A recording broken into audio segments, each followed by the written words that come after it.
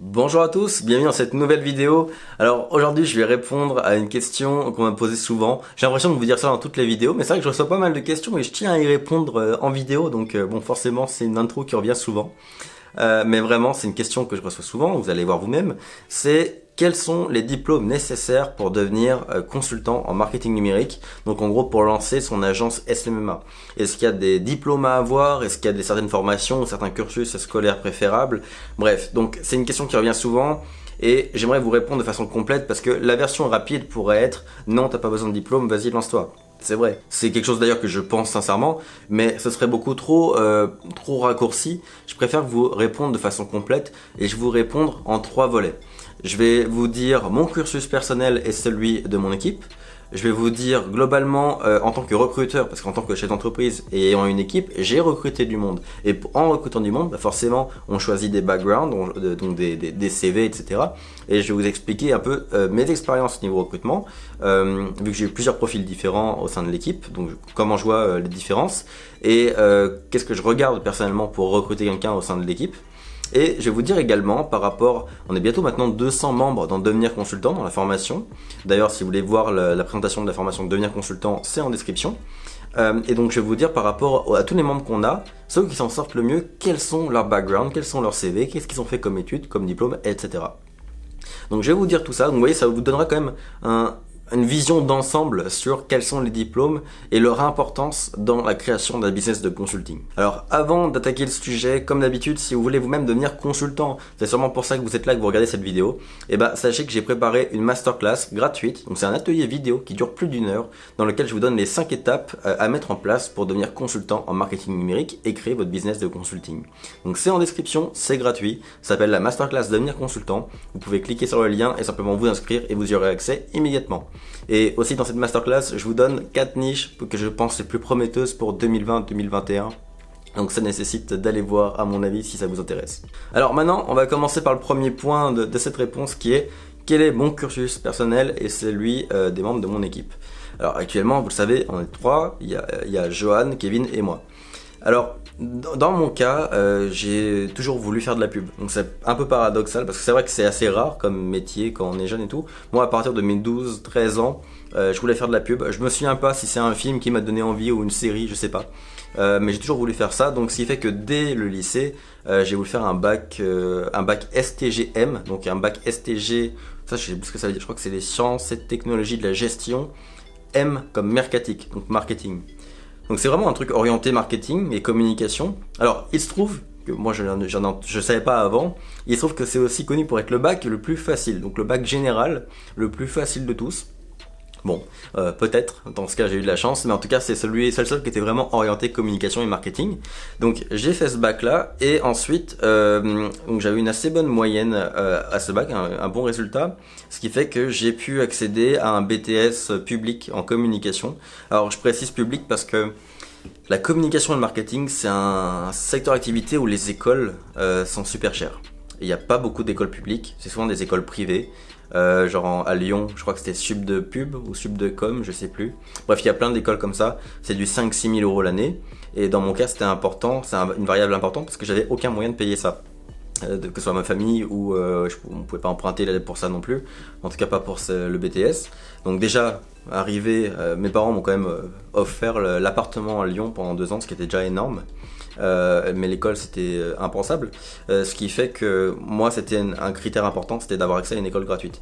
Donc j'ai eu accès au BTS communication de la Martinière du Cher à Lyon, qui était quand même très réputé à ce moment-là. Et très sincèrement, ça s'est très mal passé, faut savoir que je suis pas du tout scolaire. J'ai des problèmes avec l'école depuis que j'ai 10 ans. J'ai toujours, en tout cas depuis le tout début du collège, donc bref, au gros taux d'absentéisme, etc. Je suis pas du tout scolaire et j'aime pas du tout l'école. J'ai même fait une phobie scolaire, etc. Ce qui fait que j'ai toujours eu beaucoup de problèmes avec l'école en général, et notamment à mon BTS, ça s'est pas arrangé. Ce qui fait que je loupais quasiment un cours sur 2, les profs m'aimaient pas du tout, donc j'avais des moyennes générales extrêmement basses. Souvent en marketing, j'ai jamais eu la moyenne. Donc c'est paradoxal hein, avec le métier que je fais aujourd'hui, mais jamais la moyenne en marketing. Ce qui fait que bon, ça a été un peu laborieux, mais j'ai fini par passer le BTS quand même, et parce que c'était pas gagné ça non plus. Et au final, j'ai eu une bonne note au BTS, ce qui fait que par la suite, j'ai pu aller faire un concours pour une grande école. Et là, donc il y avait plusieurs possibilités. Personnellement, j'habitais à Chambéry, enfin à Lyon et à Chambéry à ce moment-là. Et il y a une grande école qui s'appelle l'INSEC, qui était présente à Chambéry. Et puis finalement, un jour, quelqu'un m'a dit dans la pub, m'a dit que pour faire de la pub, il fallait à un moment ou à un autre passer par Paris. Donc vu qu'il y avait aussi une école qui s'appelle l'INSEC, mais à Paris, je suis allé à Paris pour ces études-là. Et là, c'était une grande école, donc c'était 10, 11 000 euros l'année, je crois. Ouais, je crois que c'était entre 10 et 11 000 euros pour l'année. Donc extrêmement cher. Là, j'ai fait un emprunt. J'ai fait un emprunt et bon. Donc en tout, les études mon BTS a coûté cher à mes parents au niveau du logement à Lyon et à Paris. Bah là, j'allais à l'école la journée, le soir je bossais au McDo et la nuit j'étais bagagiste et veilleur de nuit dans un hôtel à Opéra. Donc c'était absolument infernal cette année à Paris. Ouais. Donc globalement, je vous dirais que globalement, la scolarité, c'est pour ça que je tiens à vous dire que c'est un avis très personnel que j'ai aujourd'hui pour cette première partie en tout cas, parce que c'est vraiment pas quelque chose que je mets en avant la scolarité. Moi, c'était une pénible expérience. C'était vraiment et aujourd'hui, j'en vois pas forcément les gains. C'est-à-dire que là, vous allez vous dire waouh, mais il a plein de diplômes et des années en communication et en publicité, etc. C'est vrai. Et ce que je me rends compte aujourd'hui, avec du recul. Et d'ailleurs, j'ai regardé mes programmes de cours il y a 2 semaines avec Johan pour rigoler. On a regardé un peu ce qu'on avait fait en école de com et tout. Et ben, je me rends compte que je n'ai jamais touché au web de tout mon cursus scolaire. Tout ce qu'on a fait en école, en BTS, en grande école, etc., c'était du management, qui au final, je trouve, n'est pas applicable aujourd'hui parce que on a appris le management. Si vous avez fait des écoles comme ça, vous savez que le management paternaliste, coercitif, autoritaire, c'est sympa, mais dans la pratique, quand il y a des humains en face, personnellement, je trouve que ça fonctionne pas. Chaque humain est différent, donc on va avoir un management différent avec chaque humain en face de nous. Donc avoir une technique managériale, je trouve ça un peu spécial. J'ai jamais adhéré au cours de compta, donc jamais je me suis intéressé à la compta et à la fiscalité avant d'être dans le vif du sujet. Et la communication, ça a toujours été... Tout ce que j'ai appris, c'était pour la communication print et du branding. Ça veut dire comment créer des logos, comment créer des slogans et comment imprimer des flyers, des trucs comme ça, de façon efficace. Le truc, c'est que dans notre métier aujourd'hui, on fait que du web. On fait pas de branding. Ça, je délègue tout ce qui est logo, branding, je le délègue. On fait pas de print, donc on n'imprime rien. On ne crée pas de flyers, on ne crée rien de tout ça. On ne fait que du web. Et le web, bah, j'en ai jamais eu, ni dans mon BTS, ni dans mon école de commerce. Donc, forcément, déjà, je vais vous dire les choses comme elles sont. Jamais, consciemment, jamais je n'ai appliqué quoi que ce soit que j'ai appris en école, en BTS ou en école de commerce. C'est un petit peu mon regret parce que j'ai mis beaucoup de temps et d'argent là-dedans. Mais jamais je n'ai appliqué la moindre connaissance que j'ai vue à l'école. Pour Johan, qui est plus jeune que moi et donc qui a eu un peu le même parcours, mais plus tard, et il y avait un peu plus de web parce que oui, c'était une période où les médias sociaux étaient un peu plus présents. Mais pourtant, enfin, je veux dire, j'ai 26 ans, ça existait déjà, on n'en parlait pas. Là, avec, je crois que Johan avait pris une spécialité, c'est le même cursus globalement, mais avec une spécialité dans le marketing numérique. Et elle a vu quelques petits trucs, sauf que quand elle a commencé à bosser avec moi, bah, c'était la première fois de sa vie qu'elle voyait le business manager de Facebook. C'est la première fois qu'elle voyait les outils professionnels de Facebook, Instagram, etc.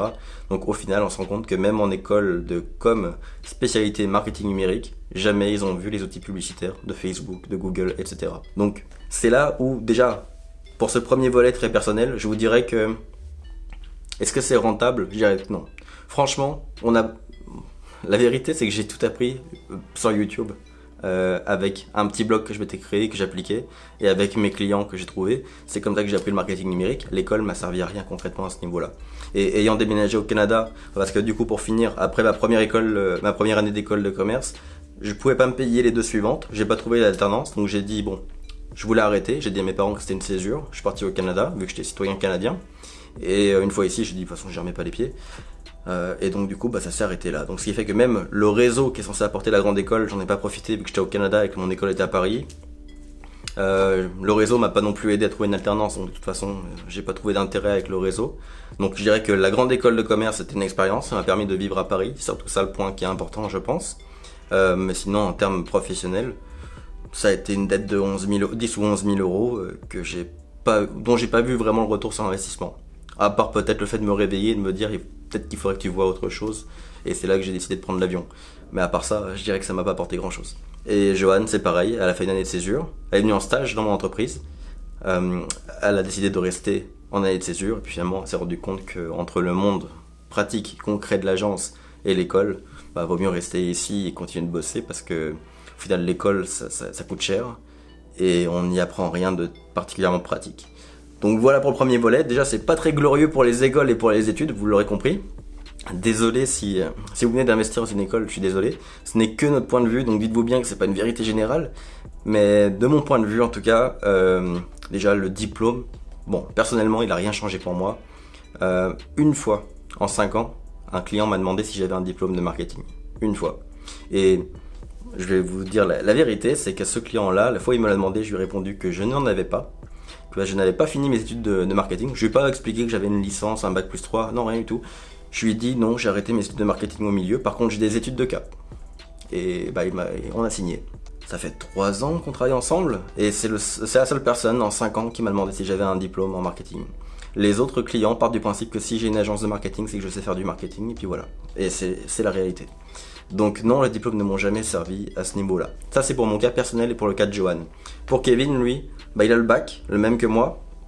Mais il a jamais poursuivi dans la voie de la communication ou autre. Vraiment, ça a jamais été son truc. C'est vraiment quand je l'ai recruté que je l'ai formé à la vidéo, etc. Et au marketing globalement. Et c'est comme ça qu'il a trouvé sa place dans l'équipe. Parce que sinon, il a jamais fait d'études sur le sujet. Il est entièrement autodidacte. Même le montage et tout ça, il a tout appris sur YouTube avec des formations en ligne. On a acheté des formations, etc. sur la vidéo et sur le montage. Et c'est que comme ça qu'il s'est formé. Donc absolument pas d'école à ce niveau-là. Maintenant, bon, ça c'est le premier volet. Maintenant, le deuxième point, c'est les gens que j'ai recrutés. Alors, il faut savoir que j'ai essayé de mettre de côté mon a priori par rapport à l'école. Comme je vous l'ai dit, j'ai toujours une histoire chaotique par rapport à l'école. Donc, je tenais à ce que ça vienne pas, on va dire, polluer ma vision entrepreneuriale. Donc, ce que j'ai fait, c'est quand j'ai embauché, j'ai commencé par embaucher des gens qui sortaient d'école. Et je n'ai pas fait dans la demi-mesure. Les 2 premières embauches que j'ai faites, c'est des gens qui sortaient de HEC Montréal.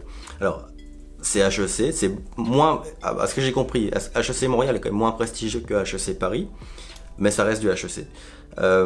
Et là, j'ai encore eu un problème, c'est que les gens qui en sortaient, très sympa hein, personnellement, le truc c'est que, et je le comprends parce que je suis passé par une grande école, en grande école, on va formater les élèves à leur dire vous êtes l'élite, vous sortez de là avec un pouvoir managérial, vous allez être, en sortant, vous allez gérer votre service ou vous allez gérer du monde, quoi, globalement.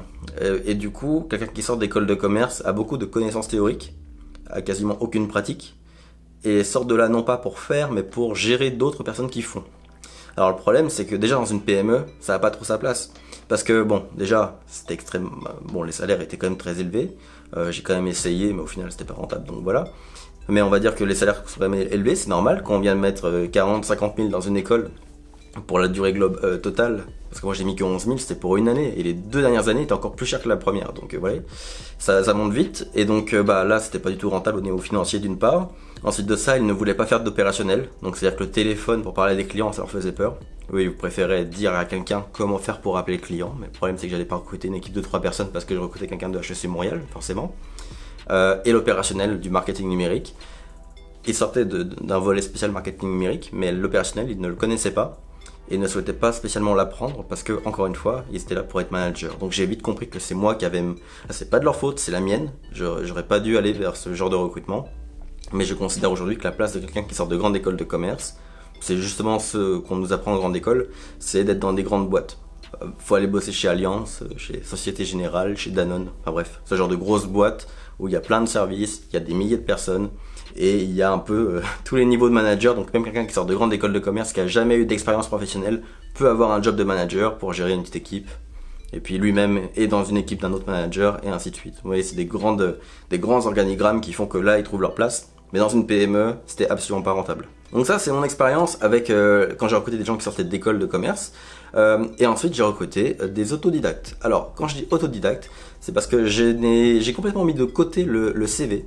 Et vu qu'en ce moment, le grand défi, c'est de trouver des gens non pas forcément compétents, enfin, aussi, mais surtout des gens qui restent. Parce qu'aujourd'hui, c'est normal, au bout d'1 an, 2 ans ou 3 ans, de quitter sa boîte et de changer de métier.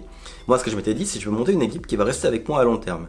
Et les compétences, à la limite, je m'en fous s'il y a de la bonne volonté. Parce que quelqu'un de très compétent qui a de la mauvaise volonté n'apportera rien à votre boîte. Mais quelqu'un qui ne connaît rien, qui arrive avec de la bonne volonté et veut se former, peut apporter énormément à votre boîte. Donc je me suis dit, maintenant je vais embaucher mes potes et ma famille. Ce qui n'est pas forcément une bonne chose à faire selon votre situation. Ça peut vite tourner au drame personnel, hein.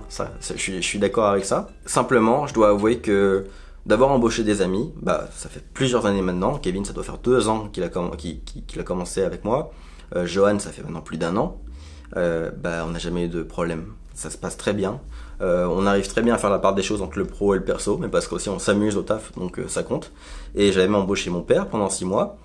Bah écoutez, c'est toujours très bien passé. Ce que j'ai fait, c'est que je les ai formés à fond en arrivant. Donc oui, il y a une plus grande période de formation, mais ça s'est super bien passé.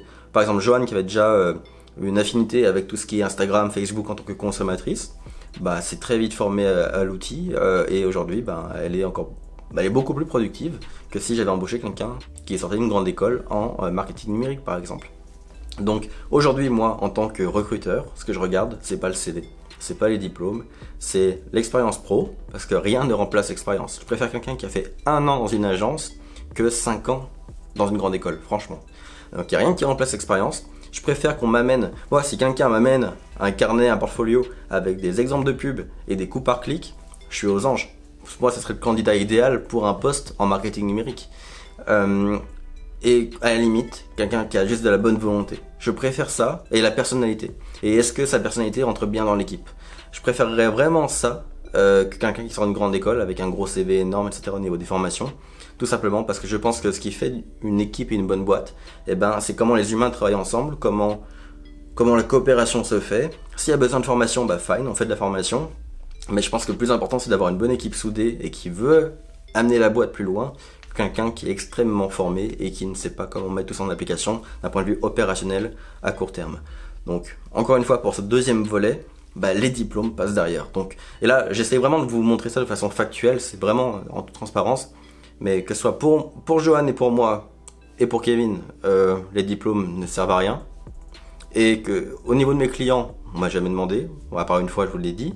Et au niveau du recrutement, je me préoccupe plus aujourd'hui des diplômes. Donc, vous voyez déjà les 2 premiers volets, ça montre que les diplômes, on les met de côté. Le 3e volet, bah, c'est comment les membres de la formation de devenir consultant se débrouillent, ceux qui ont les bons résultats, quel diplôme ils ont. Alors déjà, le membre qui a le plus gros résultat, je parle de plusieurs dizaines de milliers d'euros par mois, lui, bah, il a un diplôme, mais rien à voir avec le marketing numérique. Je crois que c'est dans l'ingénierie 3D, vous voyez, les impressions 3D, etc.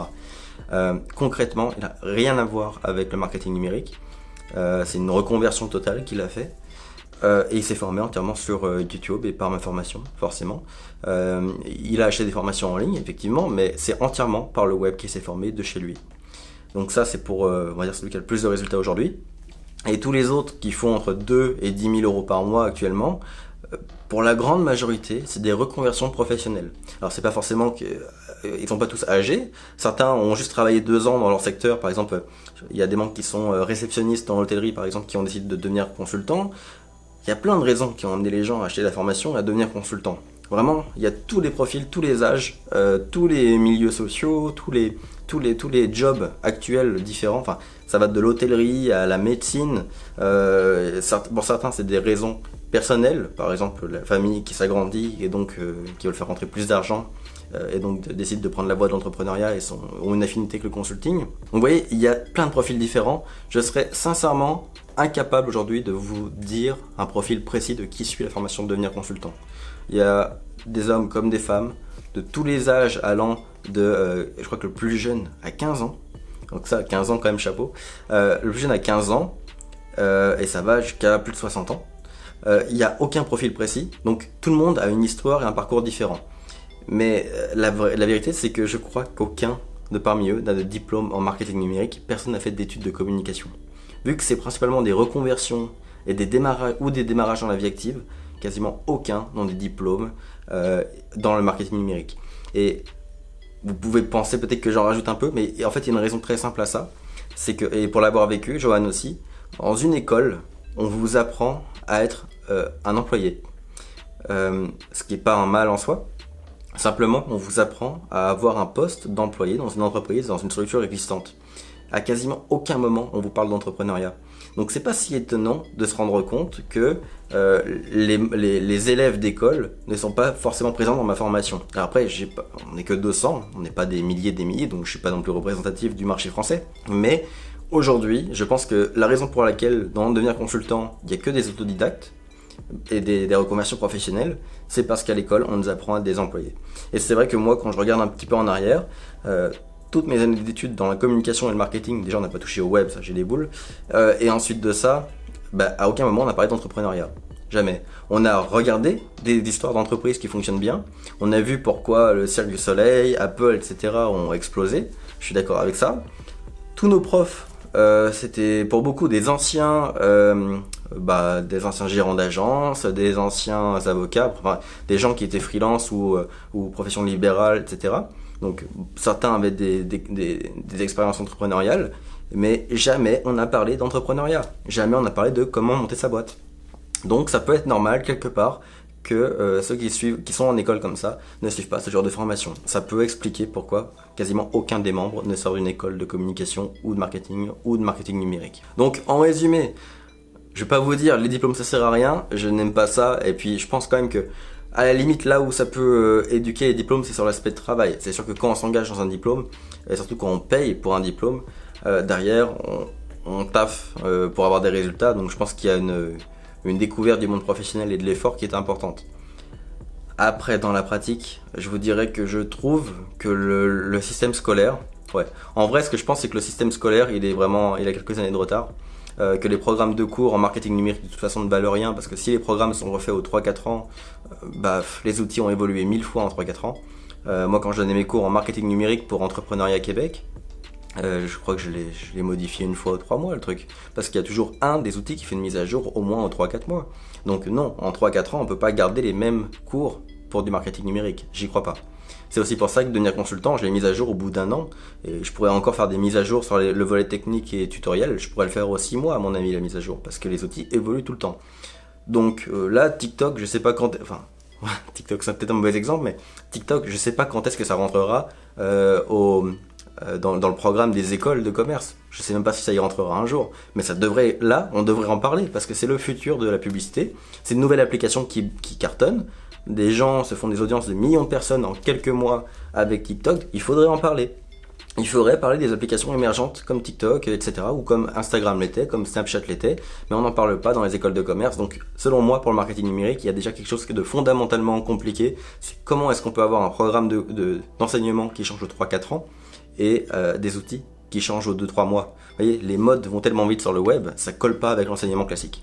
Donc déjà, ça c'est un premier point. Ensuite de ça, pour moi, un diplôme, c'est pour avoir un emploi, pas pour créer une boîte. C'est comme ça que je le vois également. On peut éventuellement aller se chercher un peu de crédibilité, mais au final, la crédibilité, on en a besoin quand on va chercher des investisseurs, qu'on veut emprunter pour créer sa boîte, etc. Moi, je vous montre dans la formation, pas besoin d'emprunter pour créer sa boîte. On peut le faire à fonds propres, même quand on a très peu d'argent. C'était mon cas. Donc, très sincèrement, je vois pas l'intérêt des diplômes non plus pour monter sa boîte. Donc, au final...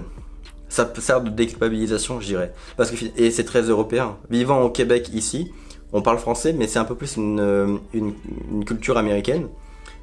Aux États-Unis, les gens vont acheter une formation en ligne et vont y accorder autant d'importance qu'en payant une école de commerce. En France, si on osait mettre sur un pied d'égalité ma formation à 300 € et une formation en école de commerce à 30 000 €, les gens hurleraient au scandale en disant mais ça n'a rien à voir, etc. Pourtant, concrètement, qu'est-ce qui rapporte le plus d'argent entre les deux ? J'ai tendance à dire que c'est quand même la formation à 300 €. Pour l'avoir vécu moi-même, moi je me suis posé beaucoup ces questions-là.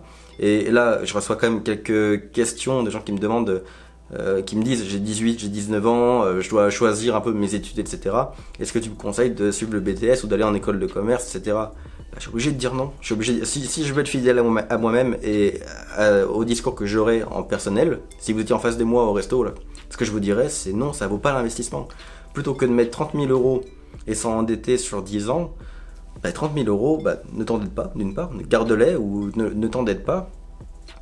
Bosse un peu, trouve-toi 1000-2000 € pour t'acheter une formation, un budget publicitaire pour démarrer, et à la limite même forme-toi. Sur YouTube, je te mets tellement de vidéos qu'il est possible de se former en partie sur YouTube rien qu'avec ma chaîne, avec des vidéos gratuites. Donc, je mettrai pas le système scolaire en avant. Je trouve qu'aujourd'hui, il n'est pas en place pour quelqu'un qui veut travailler dans le web. Aujourd'hui, je trouve que le système scolaire n'est pas bon pour quelqu'un qui veut entreprendre dans le web. Peut-être dans d'autres secteurs, mais pas en marketing numérique. Ça, c'est vraiment mon avis. Et je trouve dommage qu'en France, ce soit encore pour le moment les formations en ligne, les formations non réglementées par l'État, etc. sont encore vraiment sous-cotés. Je trouve ça dommage.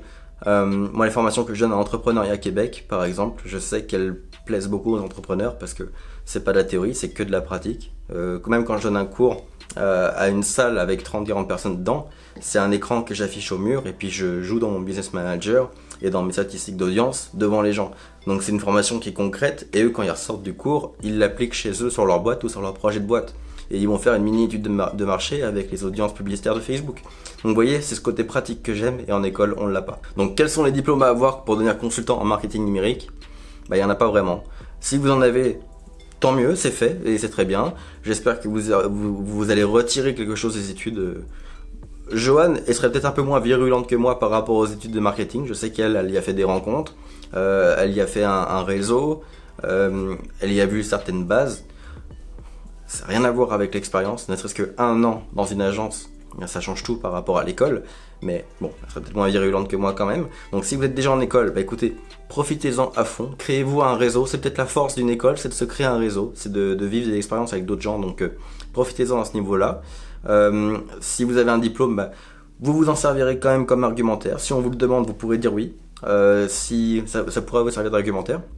Mais si vous n'avez pas encore fait une école et que vous hésitez, et que vous ne le faites pas par exemple pour vos parents, ou parce que c'est aussi pour ça souvent qu'on fait des études. Moi je dois avouer que c'était pour mes parents en partie que j'ai fait des études assez poussées. Si vous n'avez pas de pression sociale ni quoi que ce soit, bah peut-être que vous devriez essayer de vous lancer, ou à la limite, si je dois, plutôt que de vous orienter dans un mauvais chemin, prenez-vous un an de césure avant les études pour tenter de monter votre projet. Si vous n'y arrivez pas en un an, pourquoi pas faire des études, pourquoi pas, au moins pour voir si le côté entrepreneurial vous plaît. Mais à la limite, prenez un an de césure pour tenter votre projet avant de vous endetter de 30 000 € pour faire une grande école. Ça serait vraiment mon conseil. Je vous dirais que oui, au moins il faut au moins faire un essai avant de vous endetter, ou travailler un petit peu, faites-vous une expérience comme ça. Au pire, c'est vrai qu'avec une expérience avant d'aller à l'école, par exemple les matières comme la comptabilité, moi avant, mais je m'en foutais complètement. Aujourd'hui, avec la boîte, je pense que j'écouterais beaucoup plus ces cours de comptabilité. Donc à la limite, pourquoi pas monter votre boîte pendant, et pour essayer d'aller en tirer davantage dans les cours.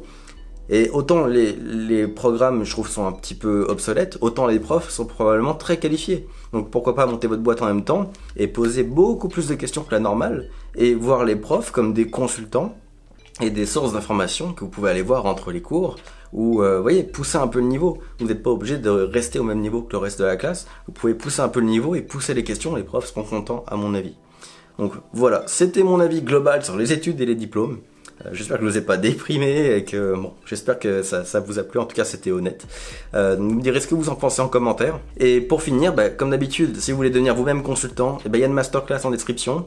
Alors, elle n'est pas à 10 000 € ni à 11 000 €, c'est pas une école de commerce, c'est une simple masterclass, donc un atelier vidéo qui dure un peu plus d'1 heure, c'est gratuit, c'est en description, et j'y donne les 5 étapes pour se lancer dans le consulting en marketing numérique, donc vous pouvez aller télécharger ça juste en dessous, et sur ce, je vous dis à très bientôt pour une prochaine vidéo, et encore une fois, laissez-moi vos commentaires en dessous, dites-moi ce que vous pensez de tout ça, et si c'est un sujet qui vous intéresse, et si vous avez des questions, posez-les moi, je vous répondrai avec plaisir. À bientôt.